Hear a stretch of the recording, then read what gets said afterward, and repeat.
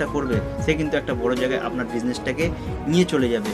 সেই 5 জনকে যে আপনি মিথ্যে কথা বলে এই বিজনেসে জয়েন করেছিলেন, সে কিন্তু মার্কেটে গিয়ে আপনার নামে গালি দেবে, আপনার কোম্পানির নামে মিথ্যে কথা বলবে, বা আপনার কোম্পানির নামে একটা বাজে নেগেটিভিটি তৈরি করবে মার্কেটে। কিন্তু সেই একজনকে যে আপনার বিজনেসে জয়েন করেছেন, সে যদি কাজটা নাও করতে পারে, সে যদি বিজনেস থেকে কিছু নাও করতে পারে, তবুও তারপরেও এই বিজনেসের নামে বা আপনার নামে সে কিন্তু মার্কেটে কখনো খারাপ ব্যবহার বা খারাপ কথা সে কিন্তু কখনো বলবে না। কারণ এই বিজনেসটা হচ্ছে ভাই শেখার বিজনেস।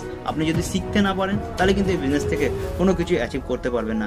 একটা 10,000 টাকা চাকরি করতে গেলেও আমাদের 12 বছর 14 বছর পড়াশোনা করতে হয়। আর এটা তো এসছেন নেটওয়ার্ক মার্কেটিং বিজনেস, এখান থেকে আপনি কোটিপতি হতে এসছেন, তাহলে তার জন্য কি আপনাকে সময় দিতে হবে না?